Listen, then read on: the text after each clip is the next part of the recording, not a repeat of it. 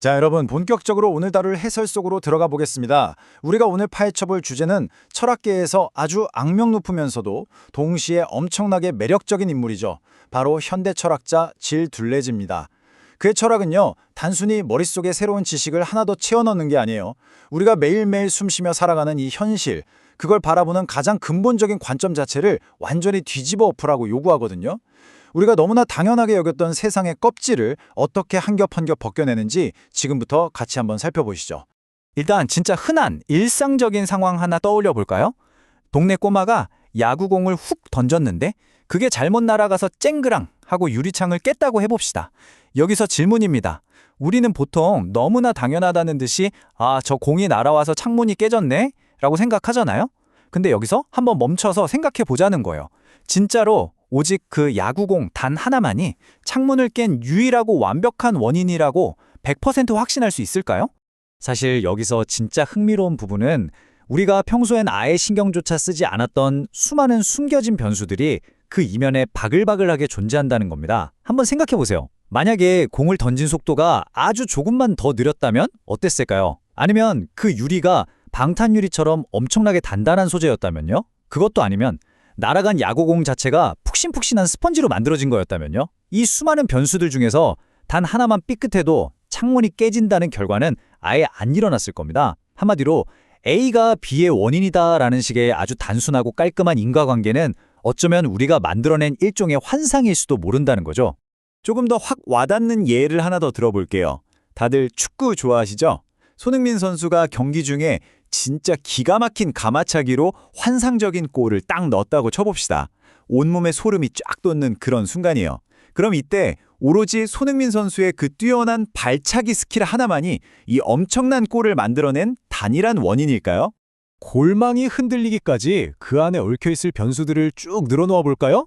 상대 골키퍼의 아주 미세한 판단 미스, 수비수들이 놓친 공간, 감독의 전술적 실수, 심지어 그날따라 유독 미끄러웠던 잔디 상태나 경기장에 떠나가라 소리치던 관중들의 엄청난 함성까지 진짜 모든 게 다 얽혀 있거든요. 이 변수들을 하나씩 더하다 보면 대체 정확히 무엇 때문에 골이 들어간 건지 그 원인이라는 게 갈수록 어마어마하게 흐릿해집니다. 원인과 결과라는 단순 명료한 틀로만 세상을 해석하려는 게 얼마나 위험한 함정인지 딱 느낌이 오시죠?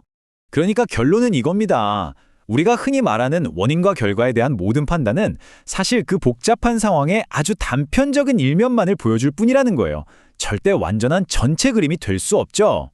이런 기존의 인과관계에 대한 날카로운 비판, 이게 바로 우리를 프랑스의 천재천학자 질 들레즈의 세계로 멱살 잡고 끌고 들어가는 출발점이 됩니다. 그는 세상을 진짜 있는 그대로 진실되게 보기 위해서는 우리가 뼛속 깊이 가지고 있던 선입견을 아주 산산주각 내야 한다고 생각했거든요. 자, 그래서 첫 번째 섹션, 동일성을 넘어서라는 핵심 갈등에 대해 이야기해 보겠습니다. 서양 철학이 수천 년 동안 거의 목숨 걸고 집착해온 동일성이라는 낡은 개념, 그걸 확 버려야 한다는 게 들레즈의 핵심 주장입니다.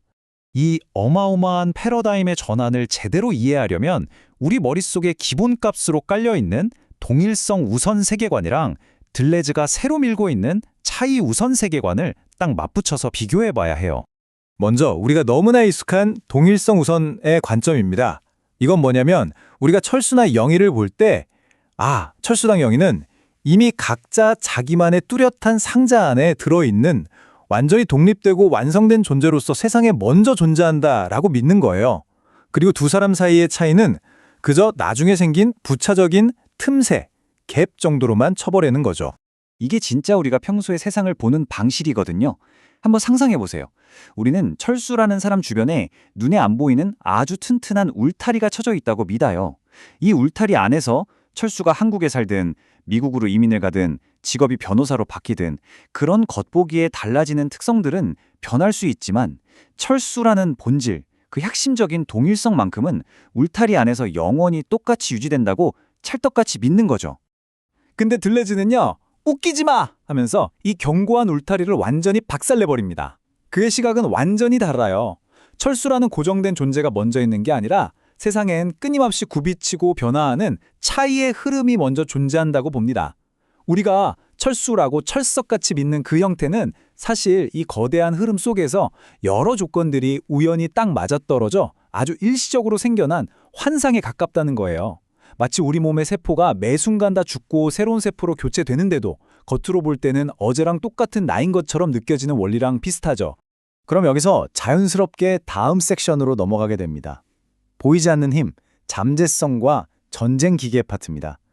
정체성이나 동일성이 방금 말한 것처럼 그저 일시적인 환상이라면 도대체 그 밑바닥에서 요동치고 있는 진짜 현실의 정체는 뭘까요? 들레즈는 이 밑바닥에 깔려있는 끊임없는 변화의 흐름을 잠재성, 즉 버추얼리티라고 불렀습니다.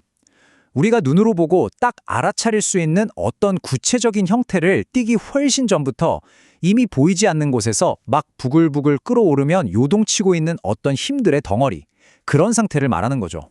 토네이도 생각하시면 확 이해가 되실 거예요. 우리는 토네이도를 가리키면서 저기 하나의 거대한 물체가 있다고 부르지만 사실 토네이도라는 고정된 물건 같은 건 없잖아요. 그냥 대기 중의 기압, 수분, 바람 같은 안 보이는 흐름들이 얽히고 솔키다가 어떤 임계점을 탁 넘는 순간 우리 눈앞에 무시무시한 깔때기 모양으로 잠깐 나타나는 것뿐이죠. 그렇게 형태가 잡히기 전에 그 보이지 않는 팽팽한 기류들, 그게 바로 들레즈가 말하는 잠재성입니다. 그리고 들레즈는 이 기가 막힌 개념을 끄집어내서 인간의 역사에다가 그대로 갖다 댑니다. 우리는 역사책 보면서 전쟁을 보통 독일이라는 나라가 프랑스라는 나라를 침공했구나 하고 물리적인 국가 대 국가의 충돌로만 보잖아요. 근데 들레즈는 그렇게 수박 겉핥기식으로 보지 말고 그 밑바닥에 진작부터 흐르고 있었던 근원적인 폭발의 힘을 보라고 요구합니다. 그는 이런 억눌리지 않는 파괴적이고 잠재적인 힘을 전쟁 기계라고 불렀어요. 기존에 꽉 막힌 시스템이나 질서를 다 때려부수고 벗어나려는 어떤 원초적인 힘인 거죠. 이게 시대나 상황에 따라서 바다를 휩쓰는 해적대로 나타날 수도 있고 기성세대의 문화를 뒤집어 엎는 전인 예술로 터져나올 수도 있고 아니면 진짜 우리가 아는 끔찍한 전면전쟁으로 발현되기도 한다는 겁니다. 겉모습만 다를 뿐이지 그 깊은 곳에는 똑같이 무언가를 전복시키려는 잠재적인 힘의 흐름이 있다는 거예요. 자, 이제 세 번째 섹션, 새로운 현실, 아장스망과 연결에 대해 살펴보죠. 그렇다면 도대체 이 세상의 사물들과 우리들은 지금 이 순간 어떤 식으로 서로 연결되어 있는 걸까요? 세상을 무슨 장난감 블록처럼 따로따로 떨어진 주체랑 객체의 모음으로 보는 대신에 들레즈는 아장스망이라는 진짜 멋진 개념을 꺼냅니다. 이건 사물들이 덩그러니 모여있는 게 아니라 주변의 수많은 흐름들이 정말 다이나믹하고 유연하게 딱 연결되면서 계속해서 새로운 무언가를 만들어내는 역동적인 상태를 뜻해요. 내가 저 물건을 사용한다는 식의 그 낡아빠진 주종관계의 틀을 완전히 부숴버리는 겁니다. 유튜브 생태계를 한번 살펴볼까요? 보통은 크리에이터라는 인간이 영상을 만들기 위해 컴퓨터라는 도구를 써서 유튜브라는 플랫폼에 올린다고 생각하죠? 철저하게 분리된 관계로요. 근데 아장스망의 관점에서는 전혀 다릅니다. 인간, 컴퓨터 하드웨어, 네트워크 플랫폼, 이 모든 게 서로 맞물려서 돌아가는 거대한 하나의 생태계인 거예요.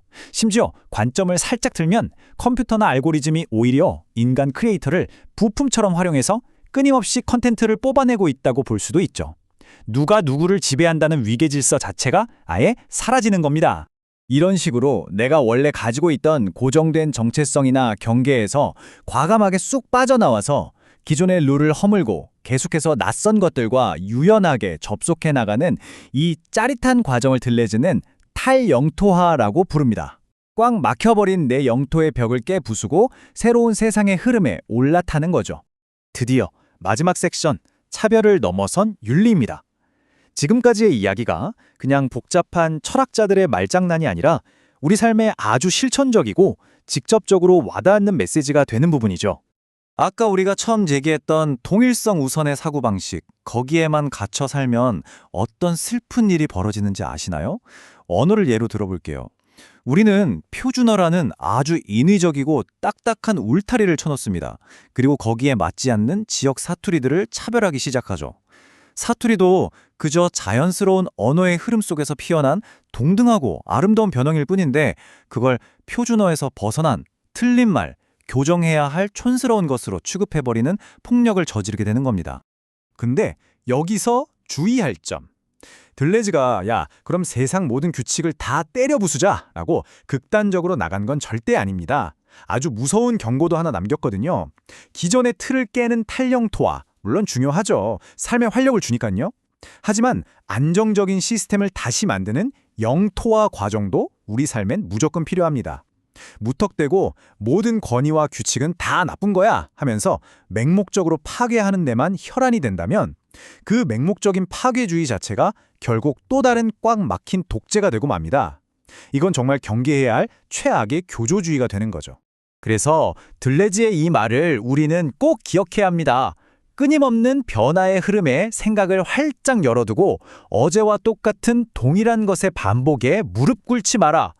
이 어렵고 복잡해 보였던 철학이 우리에게 주는 진짜 윤리적 메시지는 꽤 명확합니다. 내 안에 단단하게 굳어버린 낡은 선입견이 없는지 늘 날카롭게 의심하고 세상이 끊임없이 흐르고 변해가는 그 자체에 언제나 진심으로 마음을 열어두라는 뜻이죠. 자, 이제 마지막으로 여러분의 머릿속을 쿵 하고 울릴 만한 도발적인 질문을 하나 던지며 오늘 해설을 마무리해볼까 합니다. 지금 이 해설을 보시려고 여러분 손에 들고 있는 스마트폰 혹은 책상 위에 있는 모니터를 한번 지그시 바라보세요. 과연 그 기기가 세상의 다른 모든 것들과 완벽하게 딱 단절된 채 혼자서 덩그러니 존재하는 독립적인 사물일까요? 아니면 지구 반대편의 광물, 누군가의 땀방울 맺힌 노동력, 눈에 보이지 않는 무한한 데이터의 파도, 그리고 지금 화면을 쳐다보는 여러분의 시선까지 이 모든 게 거대하게 맞물려 끊임없이 변화하고 있는 연결의 산물일까요? 이 질문 하나가 여러분이 매일 마주하는 일상을 완전히 새로운 눈으로 보게 만들어주기를 바랍니다. 오늘 해설은 여기까지입니다. 감사합니다.